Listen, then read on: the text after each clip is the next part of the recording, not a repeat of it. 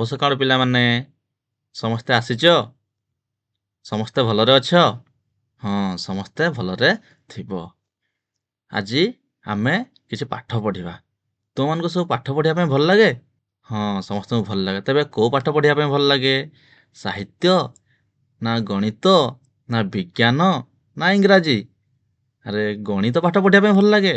ବହୁତ ବଢ଼ିଆ। ତାହେଲେ ସମସ୍ତଙ୍କୁ ଗଣିତ ପାଠ ପଢ଼ିବା ପାଇଁ ଭଲ ଲାଗୁଛି।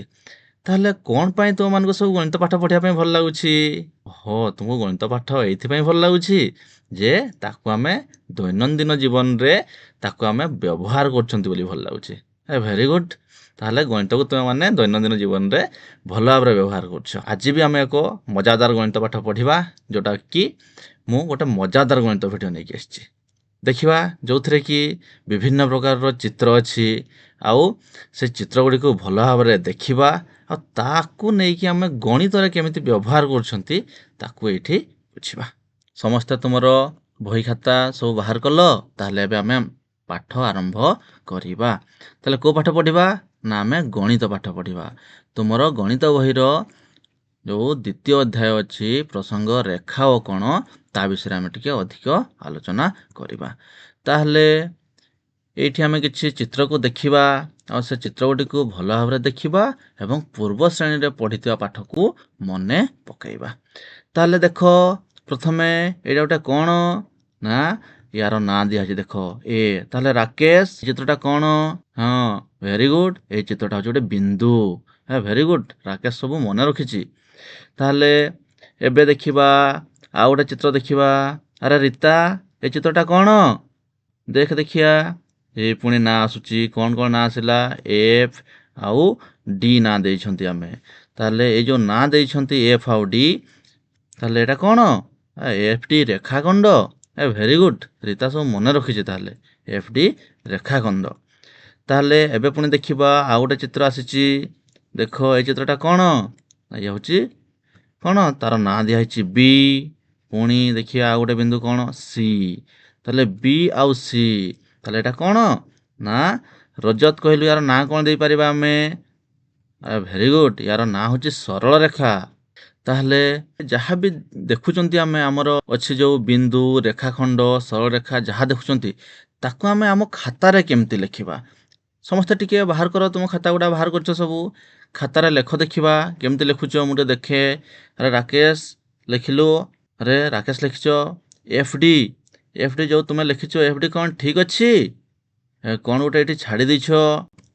ଆରେ ହଁ, ଭେରି ଗୁଡ୍। ଏଫ୍ ଡି ଉପରେ ଗୋଟେ ଗାର ଛାଡ଼ି ଦେଇଛ, ଯେଉଁଟାକି ଆମେ କହୁଛନ୍ତି ଏଫ୍ ଡି ରେଖାଖଣ୍ଡ ବୋଲି କହୁଛନ୍ତି। ଆରେ ବିକାଶ, ତୁମେ କହିଲ ଏଟା କ'ଣ? ନା ସି ବି। ସି ବି କ'ଣ? ସି ବି ସରଳ ରେଖା। ହଁ, ଆମେ ସରଳ ରେଖାକୁ ଦୁଇ ଦିଗକୁ ଆମେ କ'ଣ ତୀର ଚିହ୍ନ ଦେଇଛନ୍ତି, କାରଣ ସରଳ ରେଖା ଦୁଇ ଦିଗକୁ ବଢ଼ି ଚାଲିଛି। ବର୍ତ୍ତମାନ କହିଲ ଦେଖିବା, ରେଖାଖଣ୍ଡ ଆଉ ସରଳରେଖା ମଧ୍ୟରୁ କାହାର ଦୈର୍ଘ୍ୟକୁ ଆମେ ମାପିପାରିବା? ତାହେଲେ କିଏ କହିବ? ହାତ ଟେକିଲ, କିଏ କହିବ? ଆରେ ରକି କହିବ। ହଉ, କୁହ ରକି, ରେଖାଖଣ୍ଡ ଆଉ ସରଳରେଖା ମଧ୍ୟରୁ କାହାର ଦୈର୍ଘ୍ୟକୁ ଆମେ ମାପିପାରିବା? Very good, ରେଖାଖଣ୍ଡ। ତାହେଲେ ରେଖାଖଣ୍ଡର ଦୈର୍ଘ୍ୟକୁ ଆମେ କାହିଁକି ମାପିପାରିବା? ନା କାରଣ ରେଖାଖଣ୍ଡର ଦୁଇଟି ପ୍ରାନ୍ତ ବିନ୍ଦୁ ଅଛି, କିନ୍ତୁ ସରଳରେଖାର ଆରମ୍ଭ ଆଉ ପ୍ରାନ୍ତ ବିନ୍ଦୁ ନାହିଁ। Very good. ତାହେଲେ ଆମେ ଜାଣିଛନ୍ତି ଯେ ସରଳରେଖାର ଆରମ୍ଭ ଆଉ ପ୍ରାନ୍ତ ବିନ୍ଦୁ ନାହିଁ, ତାହେଲେ ସିଏ ଦୁଇ ଦିଗକୁ ଅସୀମ ଭାବରେ ଲମ୍ବି ଯାଇପାରିବ। କିନ୍ତୁ ରେଖାଖଣ୍ଡର ଦୁଇଟି ପ୍ରାନ୍ତ ବିନ୍ଦୁ ଅଛି, ତାହେଲେ ଆମର ତାର ନିର୍ଦ୍ଦିଷ୍ଟ ଦୁଇଟା ବିନ୍ଦୁ ଯେହେତୁ ଅଛି, ଆମେ ସ୍କେଲ୍ ବ୍ୟବହାର କରିକି ମାପିପାରିବା। Very good. ତାହେଲେ ତୁମେମାନେ ସବୁ ପାଠ ମନେ ରଖିଛ। ତେଣୁକରି ଆମେ କହିପାରିବା ଯେ ସରଳରେଖା ଉଭୟ ଦିଗରେ ଅସୀମ ଭାବରେ ଲମ୍ବି ଥାଏ, ତେଣୁ ରେଖାଖଣ୍ଡ ଭଳି ସରଳରେଖାର ନିର୍ଦ୍ଦିଷ୍ଟ ଦୈର୍ଘ୍ୟ ନାହିଁ କି ଆମେ ତାକୁ ମାପିପାରିବୁ ନାହିଁ। ତାହେଲେ ଏବେ ଆମେ କ'ଣ କରିବା? ନା ଆସ ଏବେ ରେଖା ସମ୍ବନ୍ଧରେ ଆଉ ଅଧିକ ଜାଣିବା। ଆଉ କ'ଣ ରେଖା ଅଛି? ଯେମିତିକି ଆମେ ପଢ଼ିଥିଲେ ସରଳରେଖା, ପଢ଼ିଥିଲେ ରେଖାଖଣ୍ଡ, ପଢ଼ିଥିଲେ। ତାହେଲେ ଆଉ କ'ଣ ରେଖା ଅଛି, ସେ ରେଖା ବିଷୟରେ ଜାଣିବା। ତାହେଲେ ଏବେ ଦେଖ, ଏବେ ଆମେ କ'ଣ କରିବା?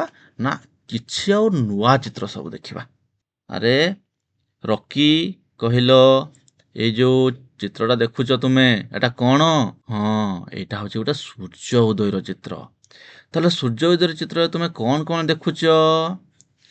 ମାମୁନି କହିଲ ସୂର୍ଯ୍ୟ ଉଦୟର ଚିତ୍ରରେ ତୁମେ ଏଠି କ'ଣ କ'ଣ ଦେଖୁଛ? ନା ଏଠି କ'ଣ କ'ଣ ଅଛି? ହଁ ଭେରି ଗୁଡ୍। ଏଠି କ'ଣ ଅଛି? ଗୋଟେ ପାହାଡ଼ ଅଛି।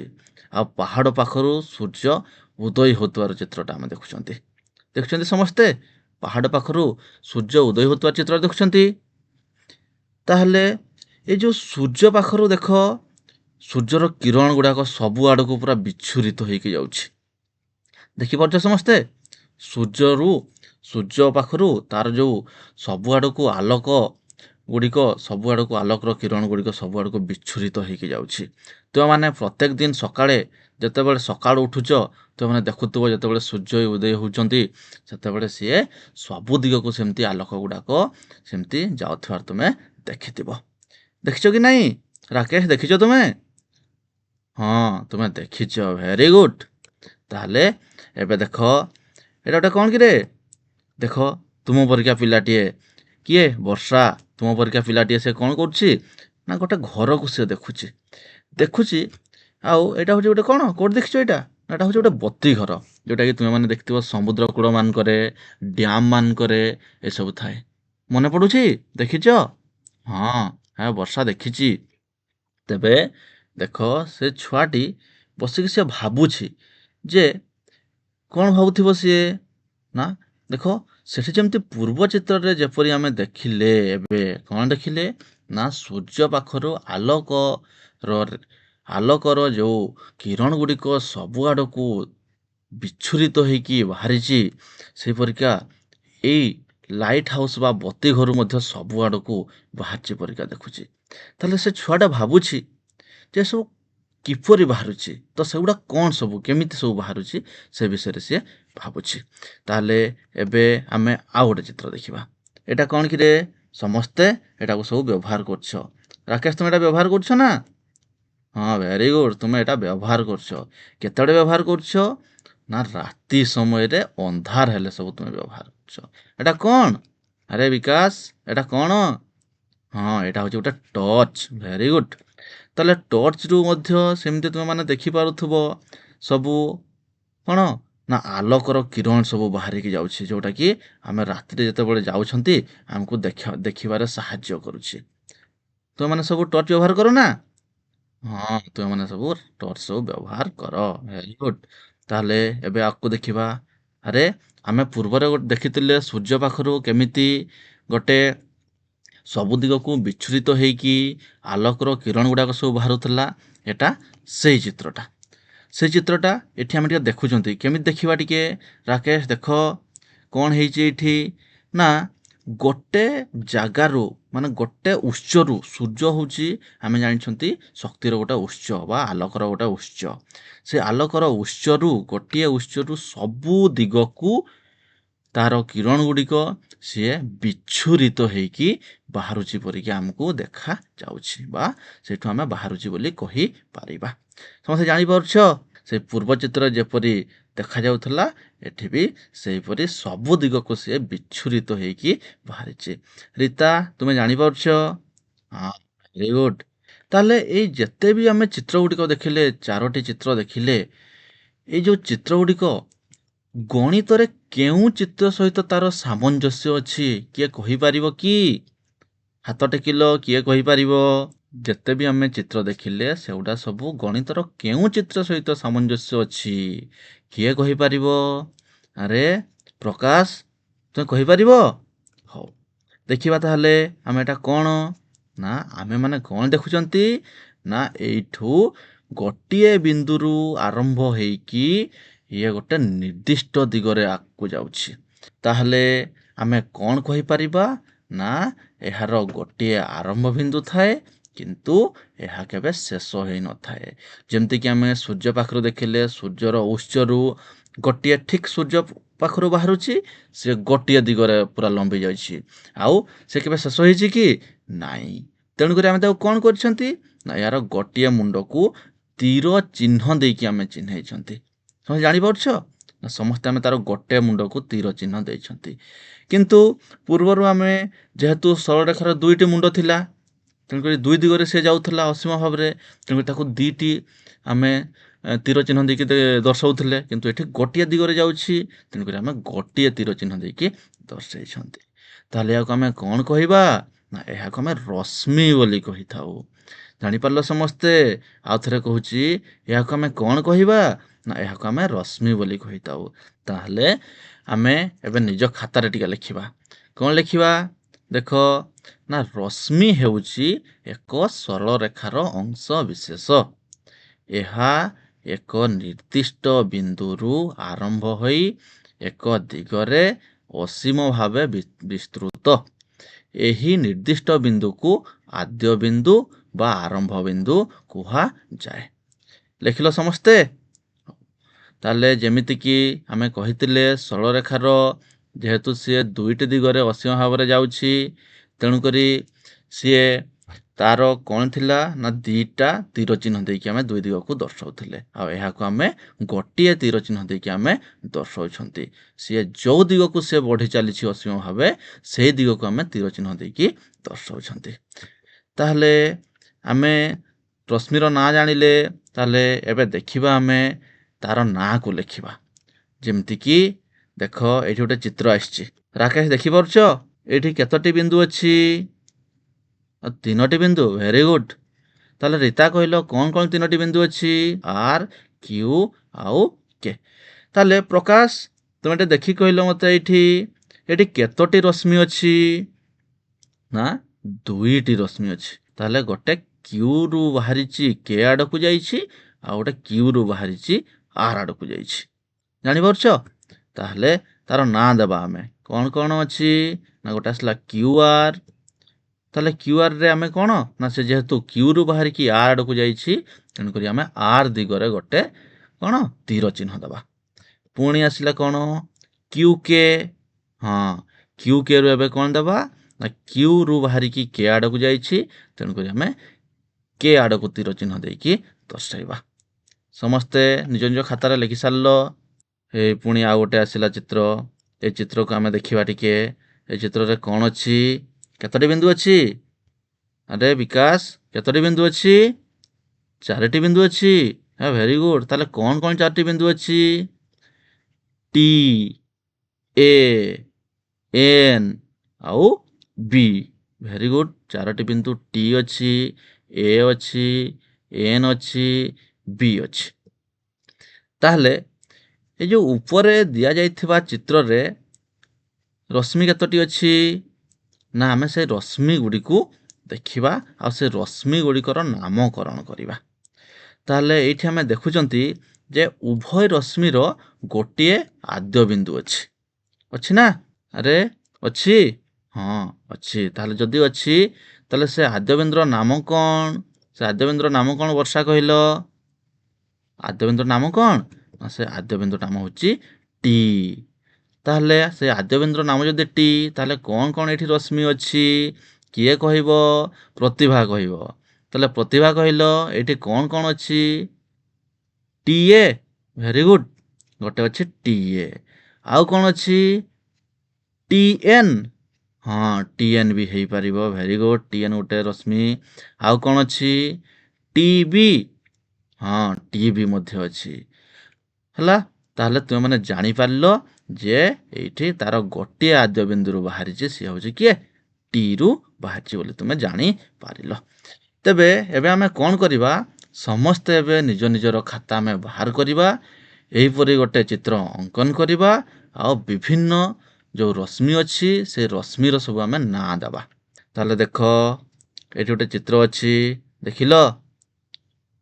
ଏ ଚିତ୍ରର ଆମେ ଏବେ ନାମ ଦେବା। ତୁମେମାନେ ସବୁ ନିଜ ନିଜ ଖାତାରେ ନାମ ଦିଅ। ଦଉଛ ସମସ୍ତେ? ବିକାଶ ଦେଲ? ଦେଖ, ଏଇଠି ଆସିଲା କ'ଣ? ଓ। ଗୋଟେ ବିନ୍ଦୁ ଆସିଲା ଓ। ଆଉ କ'ଣ ଅଛି ଦେଖିବା? ଆଉ ଗୋଟେ ବିନ୍ଦୁ ଅଛି ଆର୍। ଆଉ କ'ଣ ଅଛି? ନା ଆଉ ଗୋଟେ ବିନ୍ଦୁ ଅଛି ଏସ୍। ଆଉ କ'ଣ ଅଛି? ଆଉ ଗୋଟେ ବିନ୍ଦୁ ଅଛି ଏଲ୍। ତାହେଲେ ଆମେ ଦେଖିଲେ କ'ଣ? ଏଠି 4ଟା ବିନ୍ଦୁ ଅଛି। ଓ, ଆର୍, ଏସ୍ ଆଉ ଏଲ୍। 4ଟା ବିନ୍ଦୁ ଆମେ ଦେଖିଲେ। जो चारिटा जदि बिंदु अच्छी प्रथम गोटे रश्मिर नाम कहवा एठू किए ओ आर। अरे प्रकाश ये जो ओ आर रो जो नामटा देइछंती से कौन ठीक अच्छी? अरे हौ देखिवा कौन अच्छी ओ आर। ताहले ओ आर ऊपर आमे गोटे देवा पुणी गोटे चिन्ह देवा सेटा कौ से रश्मि ना रेखाखंड ना सरल रेखा आमे जानिबा। ताहले एठी आमे कौन करछंती ना रश्मिर ना दउछंती। ताहले रश्मि पे आमे कौन देबा ना ओ रु आरंभ होइकी जेहेतु आर को जाइछि ताहले ओ आर देबा। हो वेरी गुड। ताहले एबे आमे कौन करिबा ना पुणी आउ कौन रश्मि अछि देखिबा कि अछि ओ एस। ताहले ओ एस ऊपर मध्य गोटे तीर चिन्ह देबा। पुणी आसला किए ओ एल। ताहले ओ एल मध्य ओ एल ऊपर मध्य गोटे तीर चिन्ह देबा। ताहले ओ एल मध्य जो तीर चिन्ह दउछन देखिबा ता ऊपरे हेई गला। ताहले से कौन जानिले एठू आमे ना ओ रु आरंभ होइकी से एस आडकु जाइछि। से ओ रु आरंभ होइकी आर आडकु जाइछि। ओ रु आरंभ होइकी से एल आडकु जाइछि। जानि पारलो समस्त निज निज खातारे करिछ। तेबे वर्तमान आमे देखिबा कौन ना गोटिए बिंदु मध्य देकी केतोटी रश्मि आमे अंकन करि पारिबा। ताहले देखिबा गोटे बिंदु देकी आमे केतोटी रश्मि अंकन करि पारिबा। ताहले समस्ते निज खातारे गोटे बिंदु दियो। देलो समस्ते बिंदु गोटे।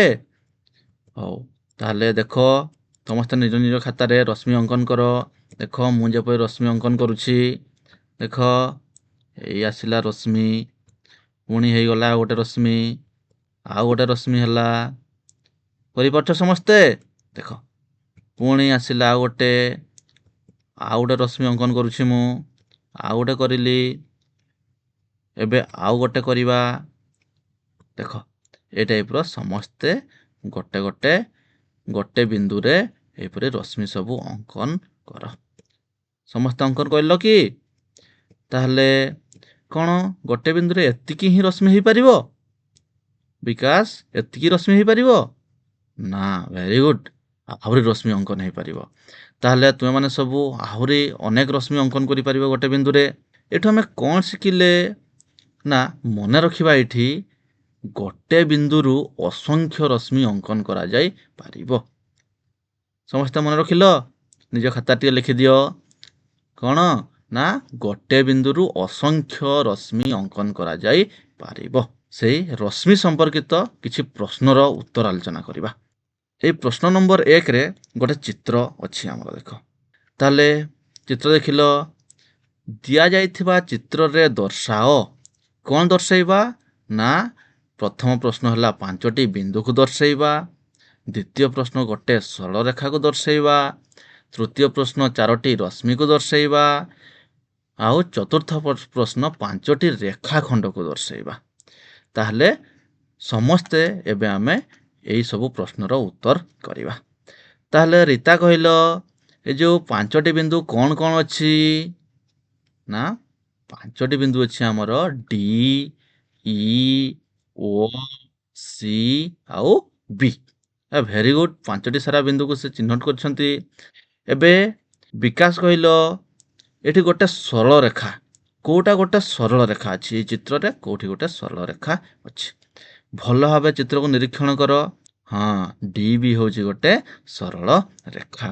Very good. डी बी हला गोटे सरल रेखा। ताहले एबे प्रतिभा कहिबो कौन कहिबो प्रतिभा ना 4टी रश्मि ए जो चित्र रे को 4टी रश्मि अछि तुमे टिके कुहो।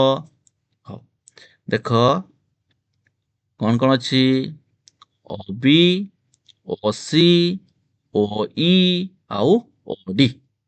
देखि पारलो माने सेउडा सब ओ बिंदुरु बाहरी छंती। ओ होची तांकर आद्य बिंदु थिला से ओ रु बी आडको गोटे जाइछि ओ बी। ओ रु सी आडको जाइछि ओ सी।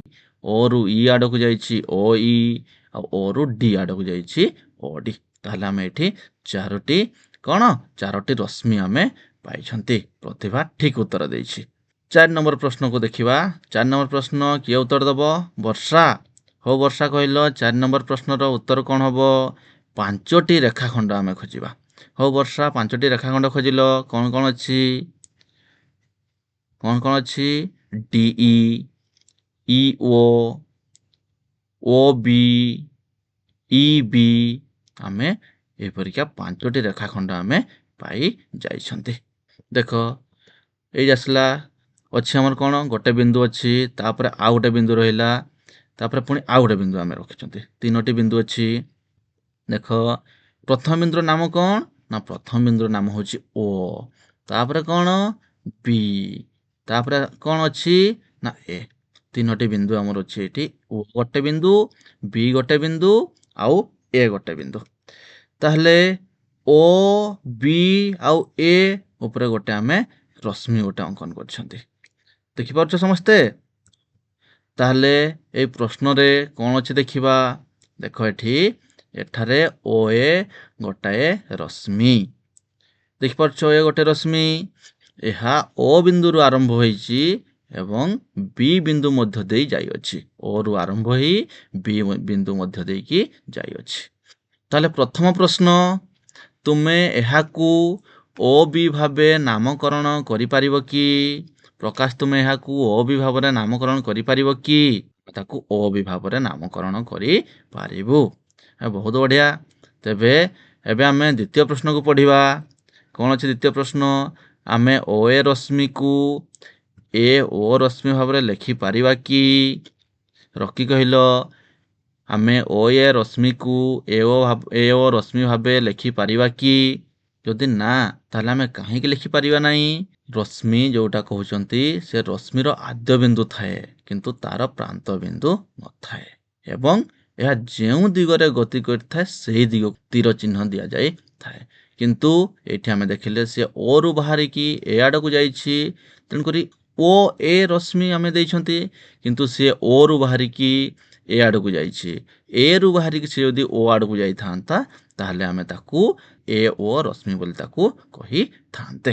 ପ୍ରଶ୍ନ ନମ୍ବର 3ରେ କେତୋଟି ବିନ୍ଦୁ ଅଛି? ନା ପ୍ରଶ୍ନ ନମ୍ବର 3ରେ ଆମର ଅଛି 1 2 3 4 5ଟି ବିନ୍ଦୁ ଅଛି। ସମସ୍ତେ ଜାଣିପାରୁଛ 5ଟି ବିନ୍ଦୁ ଅଛି। ତାହେଲେ ଏଠି କ'ଣ ପ୍ରଶ୍ନ ଦେଇଛି ଆମେ ଟିକେ ପଢ଼ିବା। ନା ଏହି ଚିତ୍ରରେ 4ଟି ରଶ୍ମିର ନାମ ଲେଖ। ତାହେଲେ ଏଇ ଚିତ୍ରରେ 4ଟି ରଶ୍ମି କ'ଣ କ'ଣ ଅଛି? ଓ ଇ, ଓ ଏଫ୍, ଓ ଜି ଆଉ ଓ ଏଚ୍, 4ଟି ରଶ୍ମି ଅଛି। Very good. କିଛି ଗୃହ କାର୍ଯ୍ୟ କରିବା, ଏଇଟା ତୁମେ ଘରେ କରିବ। ଦେଖ, ଗଣିତରେ ରଶ୍ମିର ବ୍ୟବହାର କେଉଁଠି ହୋଇଥାଏ? ଦୈନନ୍ଦିନ ଜୀବନରେ ରଶ୍ମିର ବ୍ୟବହାର କେଉଁଠାରେ ପରିଲକ୍ଷିତ ହୁଏ? ପିଲାମାନେ ସମସ୍ତେ ଆଜି ଆମେ ଯାହା ରଶ୍ମି ବିଷୟରେ ଯାହା ବି ପଢ଼ିଲେ ସମସ୍ତେ ବୁଝିପାରିଲ? ହଁ, ସମସ୍ତେ ତାକୁ ବୁଝିପାରିଥିବ। ଯଦି ଆମେ ବୁଝିପାରିଛନ୍ତି, ତେବେ ଆମେ କ'ଣ କରିବା? ନା ଗୃହ କାର୍ଯ୍ୟକୁ ଆମେ ଘରେ ତାକୁ କରିବା। ଯଦି କରିଲା ବେଳକୁ କିଛି ଅସୁବିଧାରେ ଆମେ ସମ୍ମୁଖୀନ ହେଉଛନ୍ତି, ତେବେ ଆମେ ବଡ଼ ଭାଇ ଭଉଣୀମାନଙ୍କ ପାଖରୁ ତାକୁ ବୁଝିକି କରିବା।